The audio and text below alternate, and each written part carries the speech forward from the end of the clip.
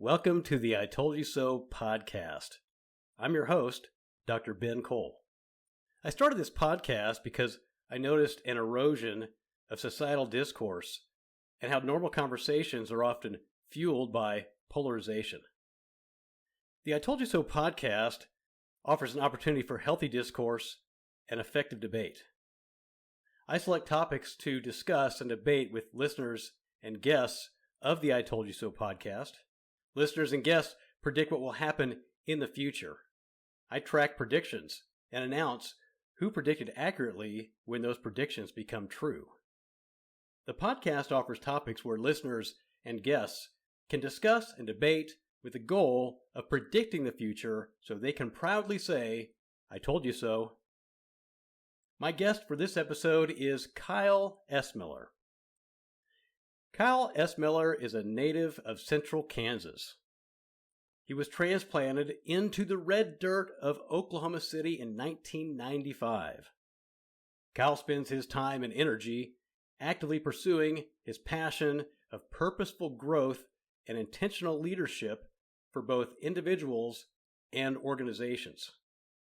Kyle has over 25 years' experience in organizational leadership, holding an array of corporate positions within accounting, finance, human resources, and administration functions.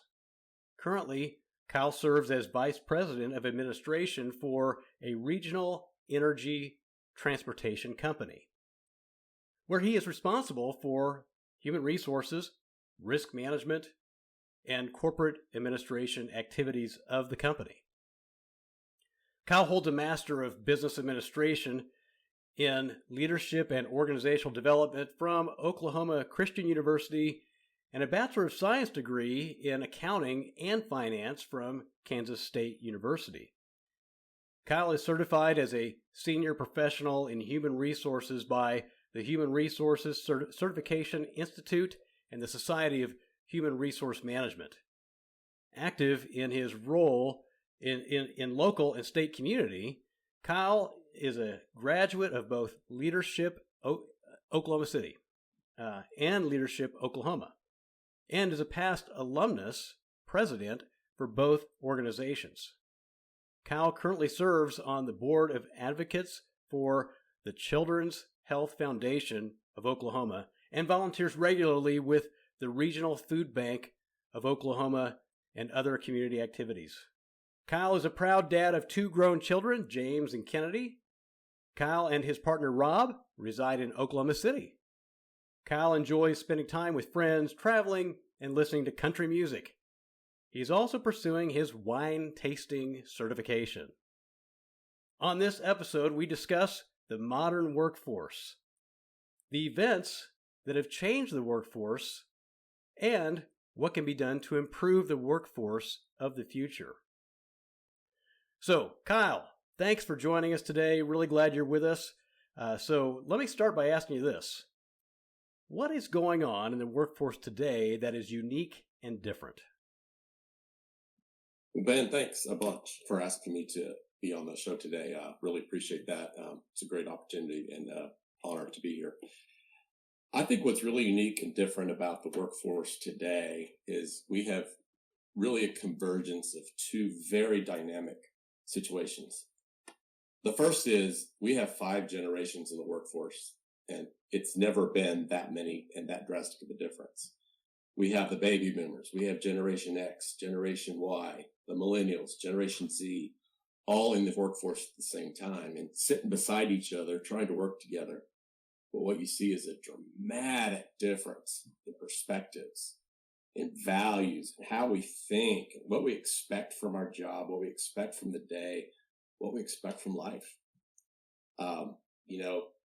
Traditionally, I don't want to call anybody out, but the boomers tend to think, or when they went into the workforce, they're going to go to work for one company and they're going to stay there.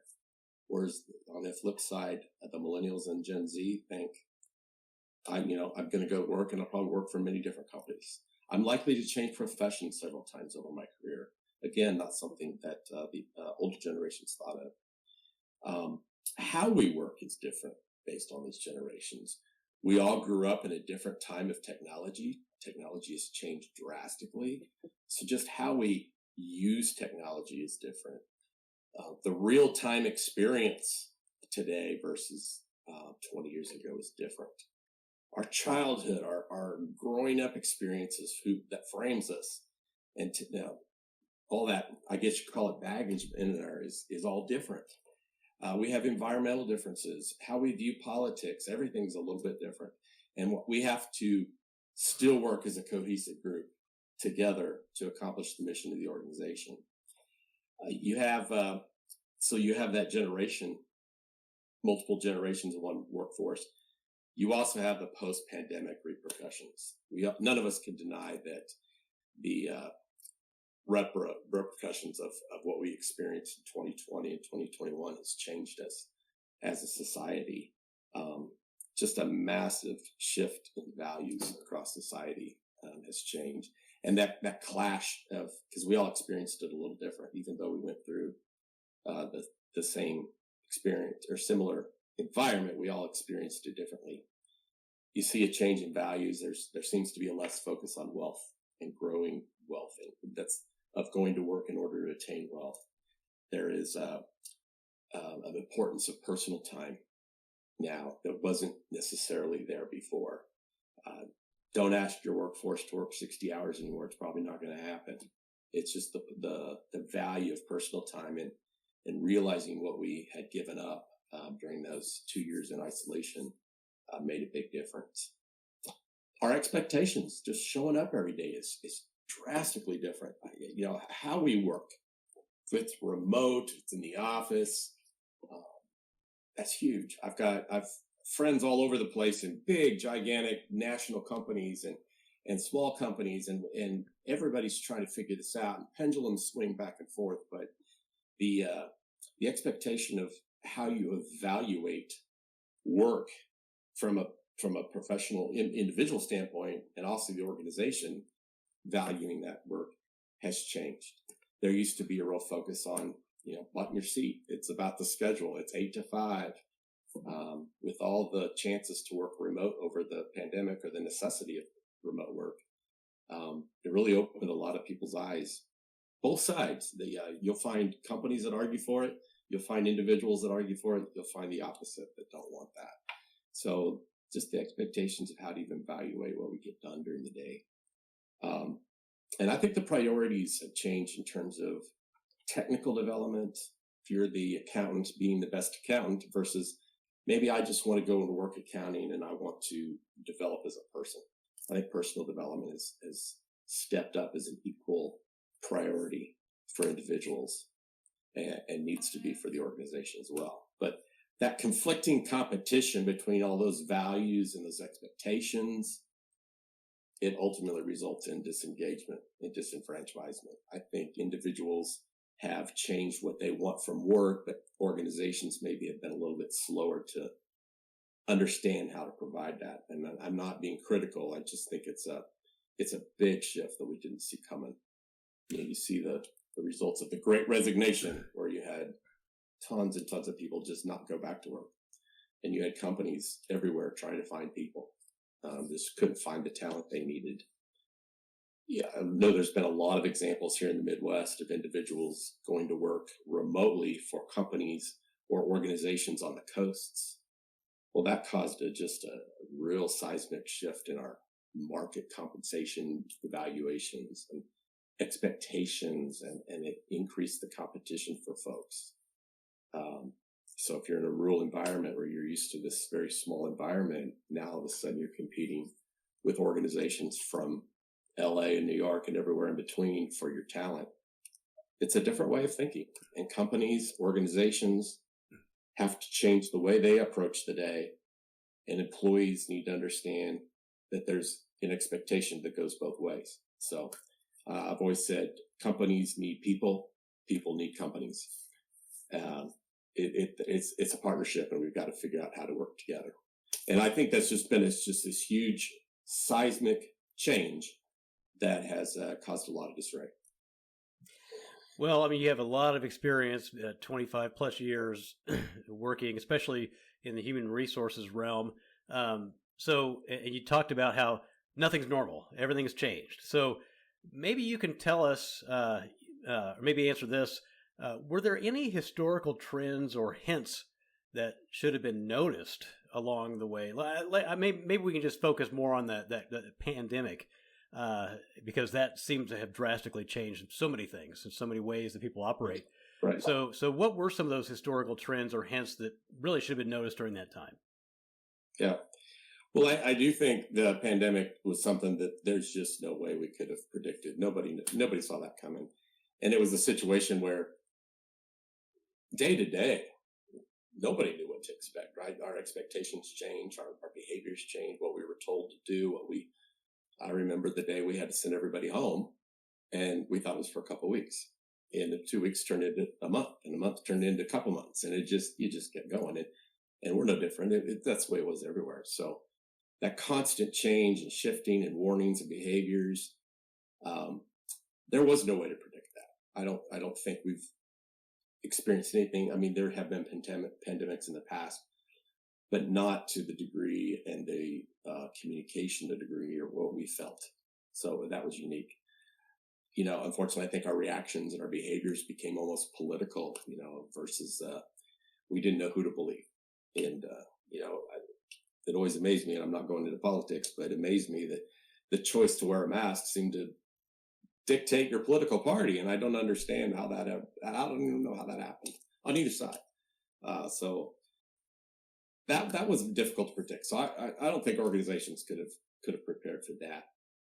But the idea of disengagement and changing priorities is not necessarily a new one. I think the trends have been there. You go back to 1999, one of my favorite authors, Marcus Buckingham, wrote a book called First Break All the Rules. He was with the Gallup organization at the time, and he, along with some others, were studying and measuring employee engagement, or rather disengagement.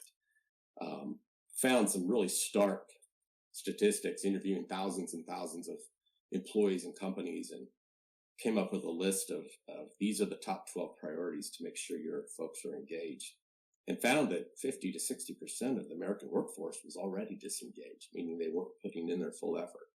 So that's what 30, I can't do math, 30 years prior to the pandemic that started. The concept of emotional intelligence and understanding how people think and how people feel, that's not new either. That's been around for a while. And I can't give you the exact dates, but it's been around for a good 20, 30 years too. So those trends were there, and the concept of disengagement was there. I don't think organizations or corporate America did a good job of acknowledging it and preparing. And the pandemic just forced it on us. We had to really think about it hard. The other trend I think is important to think about, and that's just the technology. And we all know this. Technology is changing at a pace that's just beyond anyone's expectation. And it changes so fast. And joked around the other day here in the office how one of my employees has never known life without a cell phone. Whereas I remember at 30 getting my first cell phone. That was just a funny anecdote, but how we use technology and what we expect, our perspective of technology is so different. I had a nephew at 2 years old that could navigate his iPad 10 times better than I could, because he wasn't afraid of it. He just went after it. That's all he's known. So, whereas I probably worry about, what if I click here? What happens? Or versus my dad, who didn't even know what a computer was. Talked about the punch cards back his days at Kansas State. So, just that perspective of how we know what to do at work. I feel like I'm rambling, but the expectations of going into my job and thinking I could do this a different way, or my company would be better off if I thought about it this direction. I've got tools today that weren't there 10 years ago, that weren't there 20 years ago. And my perspective of how those tools can be used is different depending on my experiences in my past. So to answer your question, I think the trend was there. Disengagement was there. And the changing technology was there. I just think the pandemic fast forwarded it on a really fast pace and made it forefront of our thoughts. It just was a forefront of our everyday. And we're having to live with that now, figuring out what to do. That's right. It changed patterns all over the place. So, It really did. what can individuals and or organizations do going forward? Well, it's funny. I think it's the most simplistic answer, but yet the very, very difficult to actually answer. And it's easy to say, listen and respect, be flexible and adapt. But how in the heck do you really do that? It's really difficult. Big companies, small companies, no matter what, it's different. So I think, to go back to those 4 points, the first thing is listen. You've got to be aware of what's going on around you, and your people, your business expectations, your customers, your suppliers, your shareholders, it's the concept of understanding everybody's perspective is so important, because it takes us all to do it. I think companies, organizations, put more of a value on that, realizing that, gosh, they've got to have this team to make this work, and respect that. I also think that employees and individuals, and thus those of us that are in the workforce, need to step up and do a better job of listening and being respectful. I had a mentor a long time ago say, business is not a welfare state. We're here to make a profit. And at the time, I think he was really focused on that profit. But the point that's always stuck in my mind for several years is that the organization has its goals, but there's no reason now that the goals of the organization can't include the goals of the individual. They just have to work together. And bringing that together, I think, is the big challenge for organizations today and individuals to go along with the ride. Both have to be flexible. Both have to adapt. I've seen large national organizations swing the pendulum so fast over the past few months of just post-pandemic, bringing people back to the office. And now they're starting to back off again. And it's really funny. I've got a good friend who works for a national organization who the trends in what they are doing with workforce has changed drastically in 3 times this year. That's not being flexible. That's just being reactionary. So understanding what their employees need, understanding what their business needs are before making those big decisions. So it's a hard decision. And I'm not saying it's going to be a fast answer. Everybody asks me, when are we going to get back to normal? What's normal? And my thought is what was before is before. It's never coming back. And it's a new normal. And I think that new normal is even going to evolve fairly quickly. I don't think it's going to stick around very long. I think we've all experienced something in life that's going to propel us to make differences. So my prediction is that there is no return to normal. With technology, with AI, with our extremely fast-paced world that we're a part of, and it's not just work, it's everything. The workforce will change. It's going to change dramatically. And it's not going to be just one shift. It's going to be shift. It's going to be an evolution. Humans are still going to be very important to the process. I think the fear of AI and robots taking over our workforce it's not going to happen. But what is going to happen is that the workforce has to adapt. They've got to learn new skills. They've got to embrace all this technology, learn the technology, and learn how to use the technology as a tool. They're never going to replace the human to do everything. They might replace what we do, but they won't take us out of the equation. So adaptability, that's what it's all about. I agree. And it's adaptability for each person. And, it's the supervisor, it's the manager, it's the VP, it's the employees coming in, and it's every demographic.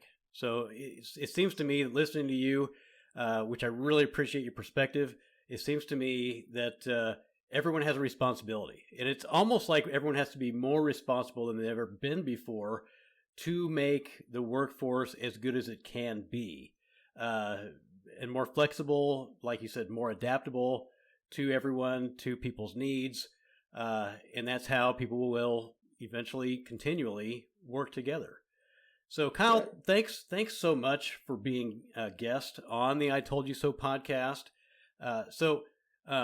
If listeners would like to learn more or would like to follow up with Kyle Essmiller, simply find his LinkedIn profile. Just look for his name, Kyle Essmiller. I'll spell that for you in case you're just listening. It's Essmiller, and Kyle is Kyle.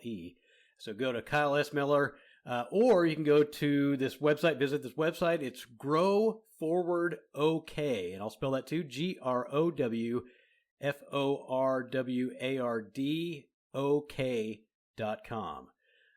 Because this podcast is about predicting the future, my questions to those listening are, do you agree with Kyle Essmiller's assessment of the workforce? Why or why not?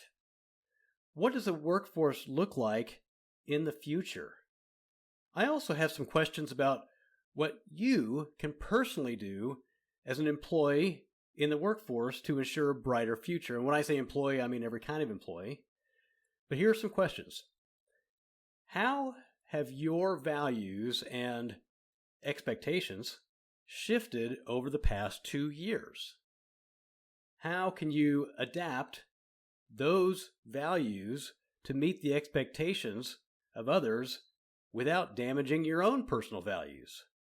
And how will you communicate with peers, colleagues, customers, etc., to better understand their needs and their expectations as we all go forward in the workforce? So I'd like to know those questions. I'm sure Kyle would like to know too. So I gave his information earlier. I'll give you mine. My information is you can call or text at 1-785-473-3721, or you can send an email message to me at ITYS at BenKohlITYS.com. That's all one word, BenKohlITYS.com. Or post on any of my social media channels. If there is another podcast platform you prefer, please let me know that too. So go to the I Told You So podcast website, and that's like my name, BenKohlITYS.com, to connect and get your own I Told You So items at the merchandise link. Choose from shirts, hoodies, hats, coffee mugs, and lots of other items.